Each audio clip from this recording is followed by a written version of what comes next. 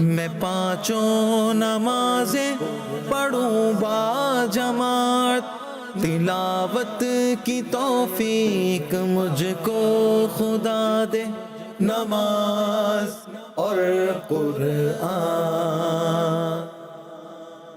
الحمدللہ رب العالمین والصلاة والسلام علی خاتم النبیین، اما بعد فاعوذ باللہ من الشیطان الرجیم، بسم اللہ الرحمن الرحیم، الصلاة والسلام علیکہ یا رسول اللہ وعلی آلکہ واصحابکہ یا حبیب اللہ، الصلاة والسلام علیکہ یا نبی اللہ وعلی آلکہ واصحابکہ یا نور اللہ۔ مدنی چینل کے ناظرین، پروگرام قرآن اور نماز میں آپ کو خوش آمدید کہتے ہیں۔ اللہ پاک ہم سب کو قرآن مجید فرقان حمید پڑھنے کی بھی توفیق دے، اور قرآن کا نماز کے ساتھ جو گہرا تعلق اور نماز کا قرآن کے ساتھ تعلق،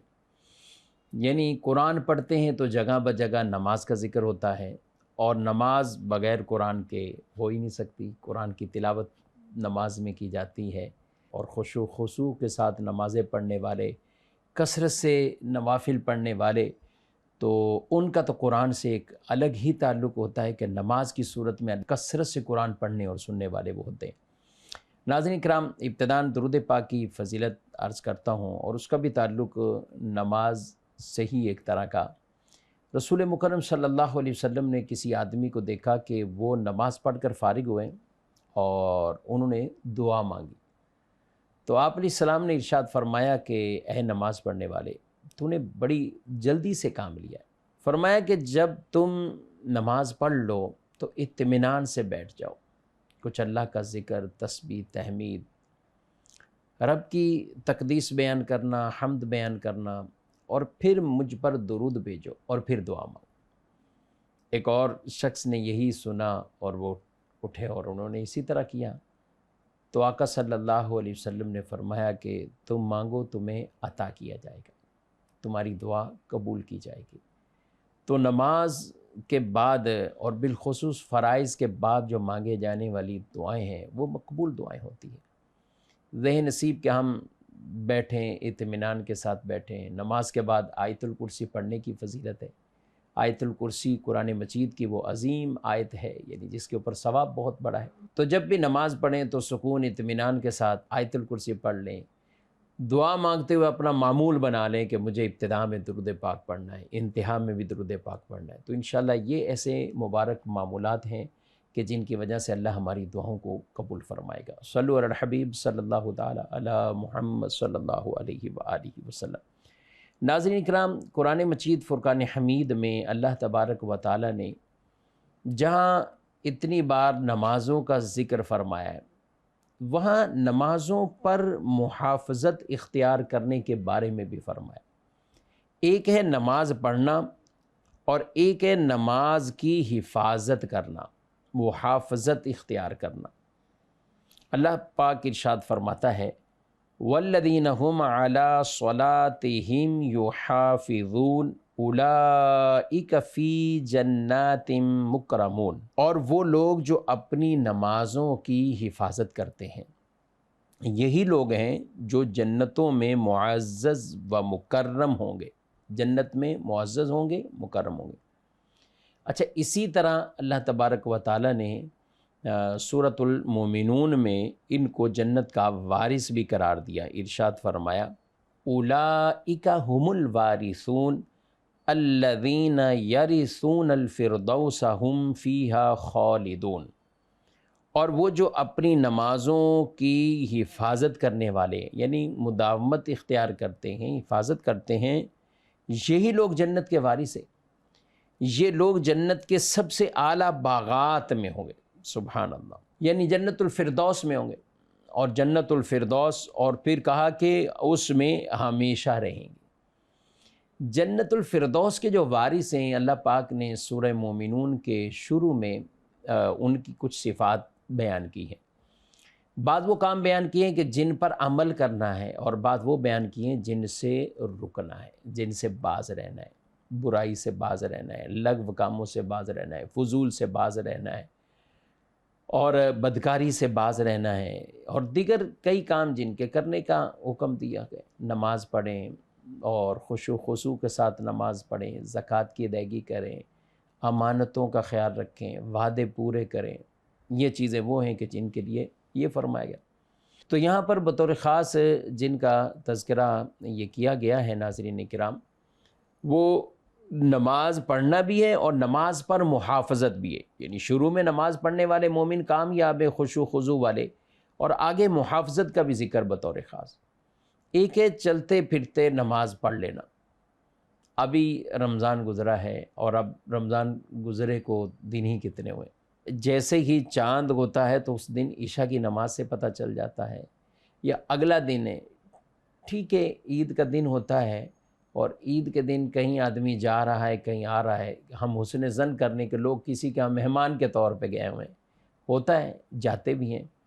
لیکن ایسا مستقل تو نہیں کہ مہمان اتنے گئے کہ پورے 5 وقت کی نماز کا وقت چلا گیا۔ آپ اسی شہر میں تو عموماً 2 گھنٹے 3 گھنٹے کے لیے 4 گھنٹے کے لیے یا رات میں آنا جانا مہمانوں کا ہوتا ہے، اور یہ بہت کم ہوتا ہے کہ صبح کہیں رات میں گئے ہوئے تو فجر بھی وہیں ہے، ظہر بھی وہیں ہے، عصر بھی وہیں ہے، تو بہت کم ایسا ہوتا ہے۔ لیکن اس کے باوجود ہم اپنے محلوں کی مساجد کے اندر یہ انداز دیکھ رہے ہیں کہ لوگ نماز پڑھنے والے بھی اب نماز پہ محافظت کرنے والے، مداومت اختیار کرنے والے وہ نہ رہے۔ تو استقامت بہت بڑی چیز ہے ناظرین کرام، قرآن ہی کہتا ہے، قرآن ہی ارشاد فرماتا ہے،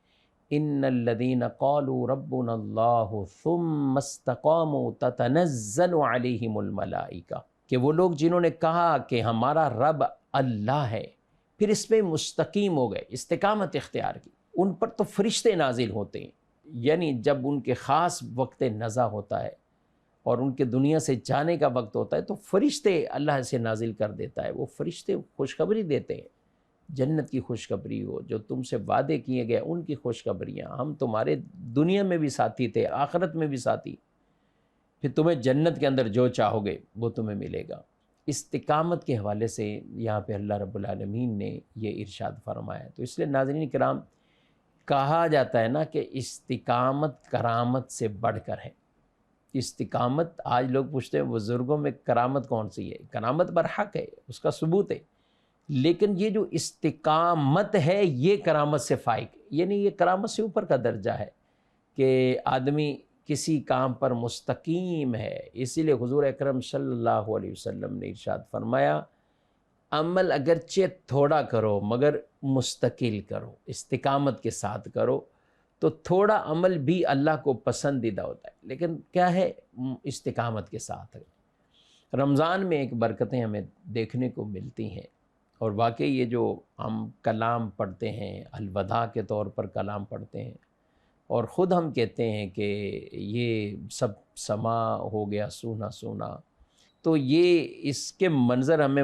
واضح رمضان کے بعد نظر آتے ہیں۔ گھروں میں بھی اس طرح کے سناٹے ہو جاتے ہیں، وہ کبھی گھر میں نظر آئیں، کوئی درود پڑھ رہا ہے، کوئی تسبیحات پڑھ رہا ہے، کوئی قرآن پڑھ رہا ہے، گھر کی خواتین بھی، مائیں بہنیں قرآن کھولتی ہیں، دیکھتی ہیں،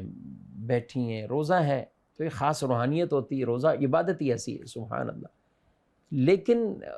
وہ فوراً پھر ختم ہو جاتا ہے، سلسلہ منقطع ہو جاتا ہے۔ تو ایسا نہیں ہونا چاہیے ناظرین کرام، ہمیں اپنے تسلسل کو برقرار رکھنا یہ بہت ضروری ہے۔ ٹھیک ہے، میں یہ نہیں کہتا کہ رمضان کے ہی لوازمات پورے اختیار کرنا، لیکن رمضان کے بعد کیا نمازوں کے معاملات ختم ہو جاتے ہیں؟ ہرگز نہیں ہوتے۔ نمازیں تو ہے نا، وہ تو پڑھنی ہے، اس کا تعلق رمضان سے نہیں ہے۔ رمضان کے ساتھ ایکسٹرا نمازیں پڑھتے ہیں، تراویح پڑھ رہے ہیں تو فلاں نماز پڑھ رہے ہیں، لیکن فرائض جو مین 5 وقت کی نمازیں، تو اس کا تعلق فقط رمضان سے نہیں ہے، وہ ہمیں سارا سال ہی اسی طرح اس کے ساتھ اپنا تعلق رکھنا ہے اور نماز میں محافظت اختیار کرنی ہے۔ اور پھر نماز فقط خود نہیں، گھر والوں کو بھی نماز پڑھنے کی تلقین کرنا، ان کو کہنا۔ قرآن مجید میں اللہ تعالیٰ نے ارشاد فرمایا، یا ایھا الذین آمنوا قوا انفسکم واہلیکم نارا وقودھا الناس والحجارہ، اے ایمان والو بچاؤ اپنے آپ کو اور اپنے گھر والوں کو دوزخ کی آگ سے، یہ بچاؤ، یہ قرآن نے ہمیں کہا، اور یہ اپنے آپ کو اور گھر والوں کو دوزخ کی آگ سے بچانا ہے۔ جس کا ایندھن انسان اور پتھر ہے۔ اب اپنے آپ کو کیسے بچانا ہے، گھر والوں کو کیسے بچانا، اس کی تفسیر آپ پڑھ کر دیکھ لیجئے۔ واضح یہی کہا کہ جس کام کا اللہ نے تمہیں حکم دیا تم بھی کرتے ہو نا، یہی گھر والوں کو کہو، اور جس سے رکتے ہو اس لیے کہ اللہ نے روکا ہے، منع کیا اس کام سے، تو وہ گھر والوں کو بھی روک دو۔ کوئی بڑا فلسفہ تو نہیں اس میں۔ تو جب آدمی، اس کا مطلب گھر کے سربراہ، گھر کے بڑے آدمی پر یہ بڑی ذمہ داری ایک آتی ہے۔ اگر وہ یہ خود غفلت میں، تو پھر شاید یہ اولاد میں سے، بچوں میں سے، گھر والوں میں سے کوئی اس راہ پہ چلے، وہ اگر غفلت میں، اور اگر وہ غفلت میں نہیں ہے تو پھر بچے بھی ہوشیار اور سب اس طرح وہ رہتے۔ تو ہونا یہی چاہیے۔ اسی لیے رسول اللہ صلی اللہ علیہ وسلم نے اس عورت کے لیے دعا گویا کہ عطا فرمائی، اللہ رحم فرمائے اس عورت پر جو خود اٹھے اور اپنے شوہر کو نماز کے لیے اٹھائے، اور اللہ رحم فرمائے اس مرد پر جو خود اٹھے اور اپنی بیوی کو اٹھائے۔ یہاں تک حدیث میں فرمایا اگر اس پہ نیند کا غلبہ ہے، پانی کے چھینٹے ہی مار دے، اس کو جگا دے کسی طرح۔ یہ جو ہے نا، جب آدمی کے اوپر ایک بوجھ سا ہو، تکلیف زیادہ ہے، اٹھنے میں تکلیف ہے، شدت ہے، تو یہی تو ہیں، اسی کی تو برکتیں ہیں، یہی تو رب کو یاد کرنے میں لطف ہے۔ بڑا سہولت کے ساتھ ہو، ایسے ہو، نارمل ہو، تو سب بھی کرتے ہیں، لیکن سہولت ہو یا نہ سہولت ہو، کسی کی زندگی میں بڑی آسائش ہوتی ہے، سہولت بھی ہوتی، لیکن وہ اتنی سہولتوں کو چھوڑ کر نماز اور ان سب چیزوں کی طرف آتا ہے تو یہ بھی بہت بڑی بات۔ اور کسی کی زندگی میں تنگی ہوتی ہے، وہ اپنے معاش کے لیے اتنا پریشان ہوتا ہے، لیکن اس معاش کی فکر میں اسے یہ نہیں ہے کہ وہ نمازوں سے کہ میں نمازوں سے رخ موڑ لوں، یا نماز معاذ اللہ وہ نہ پڑھے، ایسا نہیں۔ تو نماز پڑھنی ہے، گھر والوں کو بھی پڑھانی ہے۔ ایک آیت مبارکہ اور بھی میں عرض کروں، وَأْمُرْ أَهْلَكَ بِالصَّلَاةِ وَاسْطَبِرْ عَلَيْهَا۔ اللہ فرماتا ہے آپ اپنے گھر والوں کو نماز کا حکم دیں اور اس پر ثابت قدم رہیں، اس پر ثابت قدم رہیں۔ ارشاد فرمایا اور ہم آپ سے رزق طلب نہیں کرتے اور ہم آپ کو رزق دیتے ہیں، یعنی اللہ فرماتا ہے ہم رزق دیتے ہیں، میں رزق دیتا ہوں، تم سے کوئی نماز یا اس چیزوں پہ پیسے تھوڑی مانگے جا رہے ہیں۔ اور پھر اس پہ مستقل ہو جائیں، مستقل مزاجی اختیار کریں، ہمیشگی کریں، اور بہتر انجام پرہیزگاری کا ہی ہے، تقوی کا ہے، یہ بہترین انجام ہے۔ تو اس لیے ناظرین کرام، آج دوبارہ اس بات پہ ہمارے محراب و منبر سے یہ آوازیں بلند ہوتی ہیں، مدنی چینل کی اسکرین پر ناظرین کو بارہا سلسلوں میں، پروگرامز میں یہ کہا جاتا ہے، مدنی مذاکرے کے اندر اس قدر ترغیبات دی جاتی ہے کہ وہ جو ہم درس رمضان کا بہت جلد بھول جاتے ہیں نا، رمضان کی کچھ سوغاتیں، رمضان میں آدمی رب کو یاد کرتا ہے، یہ سوز اس کے اندر برقرار رہنا چاہیے، اتنی جلدی تو جھٹکے سے ختم نہیں ہو جانا چاہیے۔ رمضان میں آدمی کے اندر ایک تقوی پرہیزگاری والی کیفیات آتی ہیں، تو یہ ایسا نہیں ہونا چاہیے کہ بالکل ایک جھٹکے میں ختم ہو جائے۔ نماز کا ایک ذوق شوق جو رمضان میں ہے، تو وہ جو ایک سوز و گدار والی جو کیفیات ہے وہ رمضان کے بعد بھی، یعنی اگر یہ ہم، اور یہ چیزیں قصدن ہوتی ہیں کہ آدمی اندر رکھے کہ رمضان میں میرا کوئی دن قرآن سنے بغیر نہیں گزر رہا تھا، قرآن پڑھے بغیر گزر نہیں رہا تھا، قرآن کی کوئی بات سنے بغیر گزر نہیں رہا تھا۔ ہم رمضان میں قرآن کی باتیں سنتے ہیں، ہم نماز میں آئے تو قرآن کی کوئی بات سن رہے ہیں، حدیثیں سن رہے ہیں، تو یہ اپنے ساتھ یہ کیفیات رمضان کے بعد بھی ہمیں رکھنی چاہیے۔ اب کچھ احادیث طیبہ ان کی طرف ہم بڑھتے ہیں۔ رسول مکرم صلی اللہ علیہ وسلم کی بارگاہ میں حضرت ابو ہریرہ رضی اللہ تعالیٰ عنہ بیان کرتے ہیں کہ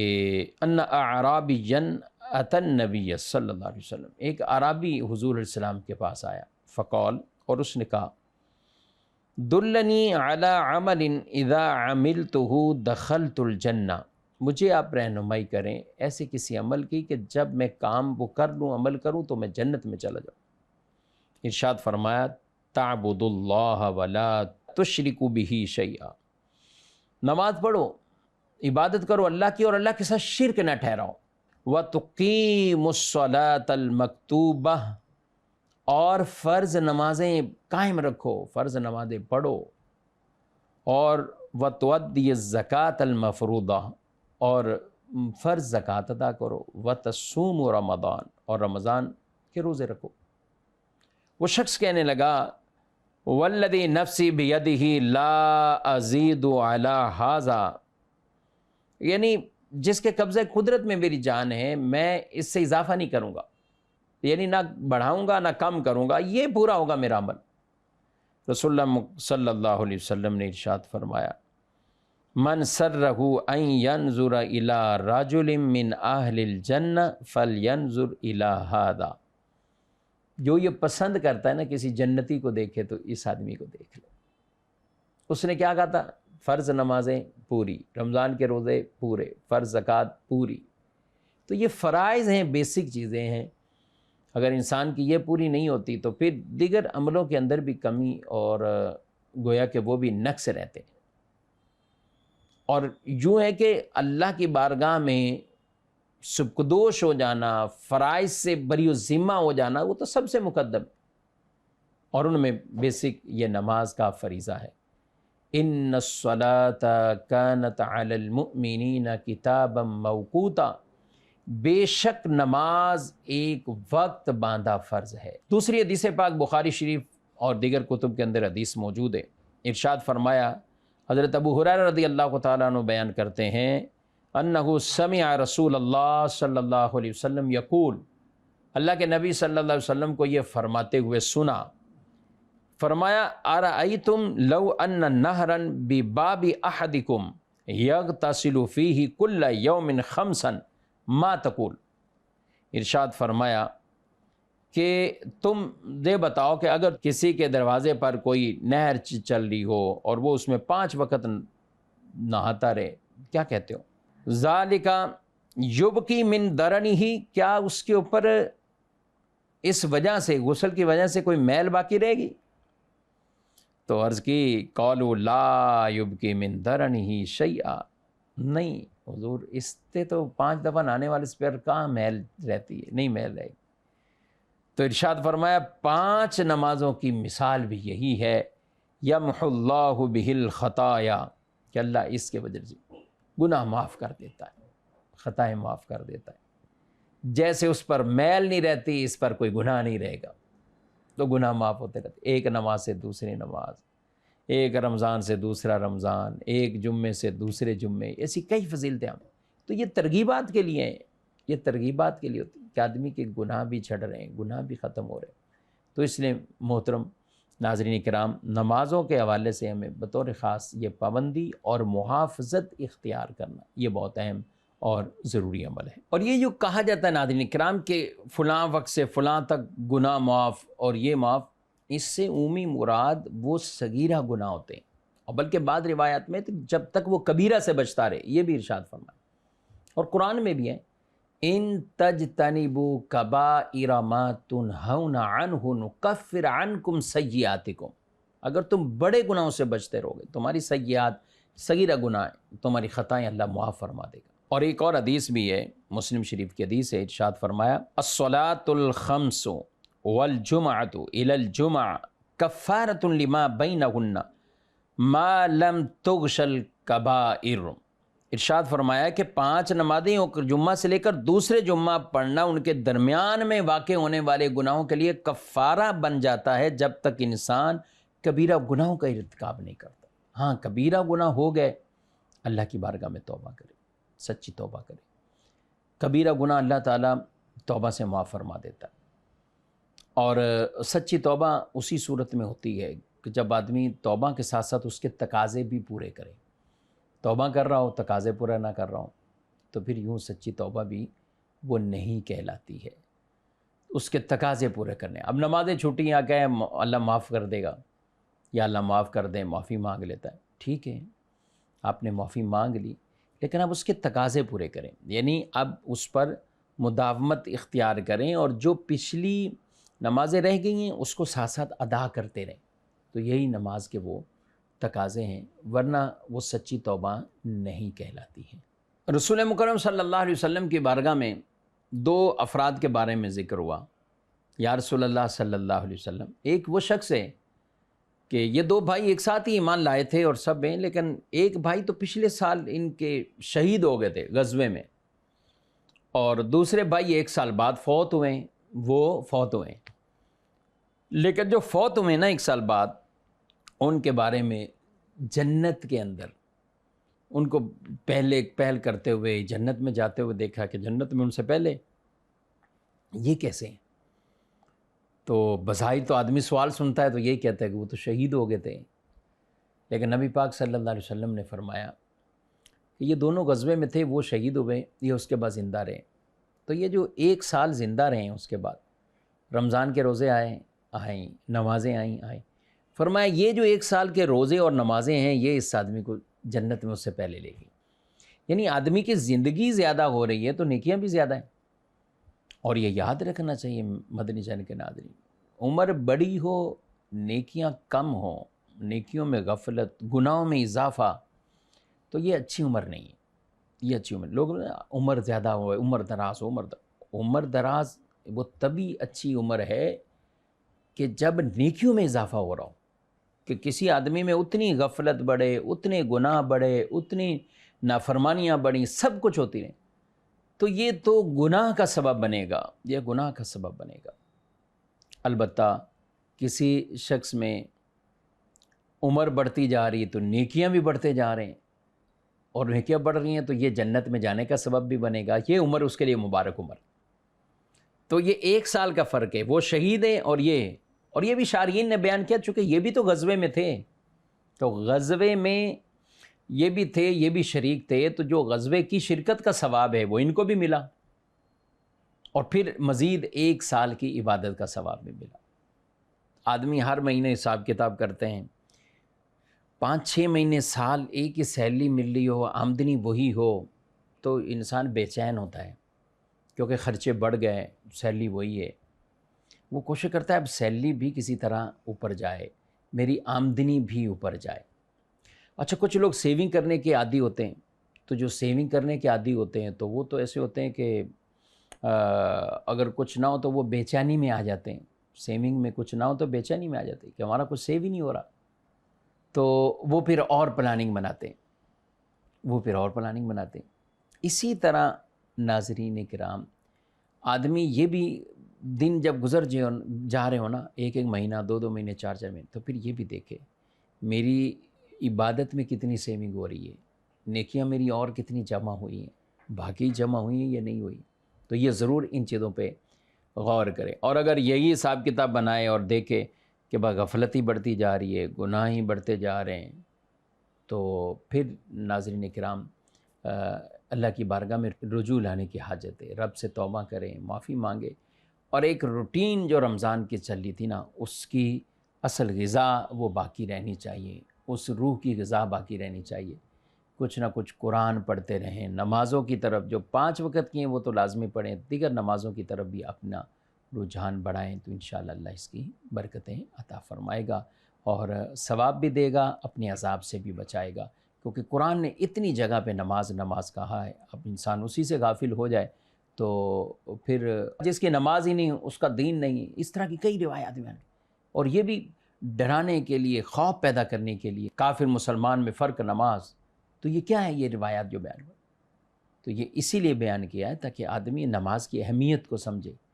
اور جو سمجھنے والا بھی ہے وہ معاوضت اختیار نہ کرے تو وہ بھی غافل ہے، غفلتوں میں۔ اللہ رب العالمین ہم سب کو ان باتوں پر عمل کرنے کی توفیق دے، نمازوں پر محافظت، حفاظت اللہ ہمیں اختیار کرنے کی سعادت عطا فرمائے، آمین بجاہ النبی الامین صلی اللہ علیہ وسلم۔ میں 5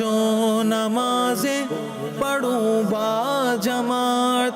تلاوت کی توفیق مجھ کو خدا دے، نماز اور قرآن